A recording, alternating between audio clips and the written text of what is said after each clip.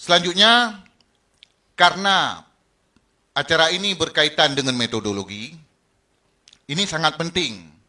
Sebagaimana saya sampaikan di awal tadi, bahwasanya melakukan sesuatu dengan tanpa metode, ini kita bisa salah sasaran.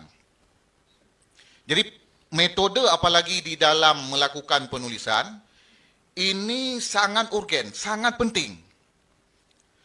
Sebaik apapun tulisan yang kita tulis dalam sebuah karya, jika tidak mengikuti metode-metode yang diakui, tidak mengikuti metode-metode yang dipahami bersama, ini mungkin minat daripada pembaca ini akan kurang.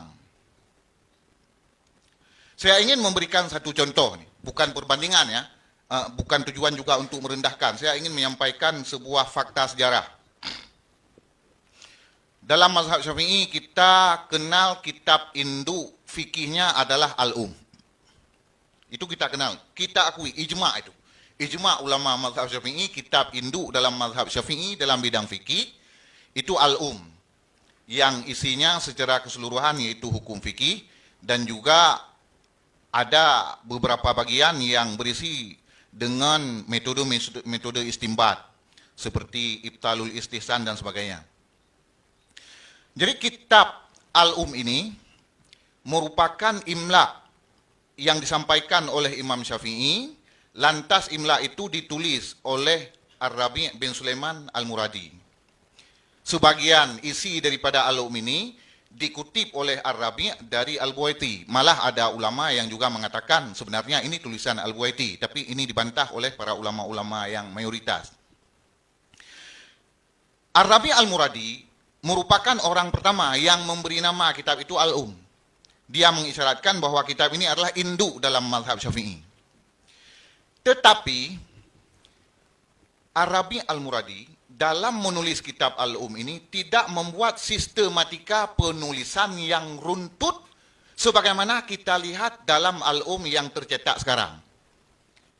Jadi kalau kita kenal dalam bab fikih itu, pertama sekali kita kitabus salah umpamanya, fikih ibadah, kemudian fikih muamalah, fikih munakahat, dan seterusnya, jinayah dan seterusnya. Jadi ada bagian dan ada rubuk-rubuknya. Ya.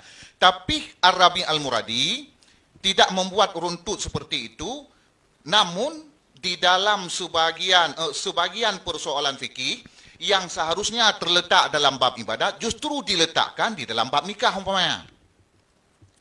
Jadi permasalahannya apa? Permasalahannya ketika para ulama Syafi'iyah membaca kitab Al-Um karena itu rujukan utama, jika tidak membaca secara utuh, bisa saja pendapat Imam Syafi'i yang ditemukan di dalam bab salat, ada pendapat lain yang berbeda di dalam bab nikah tentang masalah tersebut. Ini menjadi sebuah kesulitan. Sehingga menurut Imam Al-Asnawi, kata beliau, penyebab utama kurang minatnya para ulama Syafi'iyah terhadap kitab Al-Um untuk membuat turunan-turunan darinya, itulah tadi. Karena tidak dibuat sistematika penulisannya secara runtut sebagaimana kita kenal kemudian. Ya.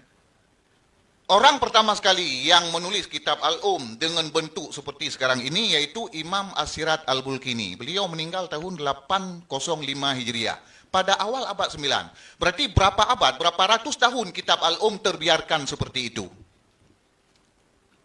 Maka oleh karenanya, yang pertama sekali menulis kitab dengan sistematika yang runtut dengan membagi 4 bagian itu Al-Muzani, yaitu Mukhtasar Al-Muzani. Setelah itu, semua ulama-ulama Syafi'iyah itu mengikuti pola Al-Muzani. Itulah mengapa kitab turunan dalam mazhab Syafi'i semuanya bersumber dari Mukhtasar Al-Muzani. Meskipun ada juga yang mengatakan bahwa Nihayatul Matlab itu merupakan ikhtisar dari Al-Um dan dari Mukhtasar Al-Muzani. Tetapi Imam Haramain sendiri menulis dalam khutbah Nihayatul Matlab bahwa beliau menjelaskan penjelasan Al-Muzani di situ. Kita kenal Nihayatul Matlab itu turunan dari Mukhtasar Al-Muzani. Al-Hawi Kabir karya Al-Muwardi turunan dari dari Mukhtasar Al-Muzani dan banyak lagi. Sedangkan kitab Al-Um bukan tidak dijadikan rujukan, dia rujukan utama, tetapi tidak dibuat turunan, tidak dibuat ikhtisar, tidak dibuat syarah, tidak dibuat ta'liq, tidak dibuat hasyiah dan sebagainya. Dan juga dalam penyebaran mazhab Syafi'i, semua murid-murid Al-Muzani, murid-murid Ar-Rabi' Al-Muradi, meskipun mereka mengajarkan kitab tetapi yang dibawa pulang ke daerah mereka adalah Mukhtasar Al-Muzani. Al-Anmati umpamanya, belajar pada Al-Muzani, beliau pulang ke Iraq bawa Mukhtasar Al-Muzani. Sehingga Mukhtasar Al-Muzani saat itu tersebar ke seluruh dunia Islam, sampai nilainya luar biasa. Sampai di mana nilainya? Kalau kita umpamanya, tadi ada orang teman-teman kita menikah, malam pertama pulang ke rumah mempelai perempuan, umpamanya, apa hadiah yang dikasih oleh mempelai perempuan? Pada saat itu, setelah Mukhtasar Al-Muzani itu menjadi idola para ulama, para talabah, hadiah perkawinan bagi seorang laki-laki yang dia berkecimpung dalam bidang ilmu bukan emas, bukan apa-apa, tetapi niskah Mukhtasar Al-Muzani. Itu yang diberikan sebagai hadiah. Begitulah nilainya. Ya, jadi rujukan utama dalam mazhab Syafi'i tetap tetapi yang ingin saya sampaikan, yang dijadikan turunan oleh para ulama adalah Mukhtasar Al-Muzani. Ya, ini kita tidak mengkritisi siapapun ini. Saya hanya menyampaikan fakta sejarah saja dan dari penjelasan ulama. Apalagi tulisan kita.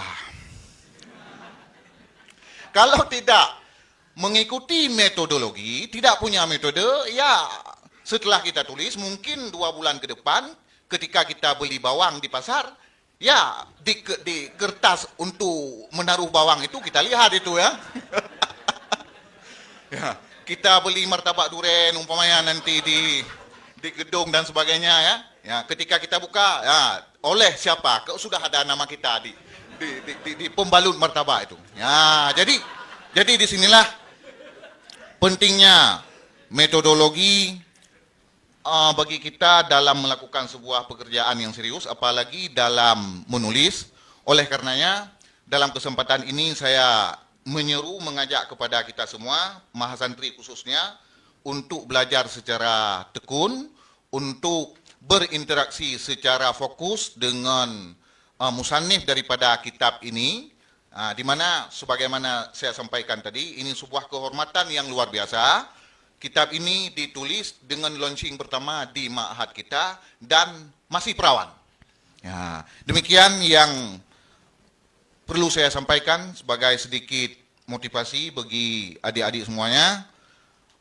Hadanallah wa iyyakum ajmain, wallahul muwaffiq ila aqwamit thariq.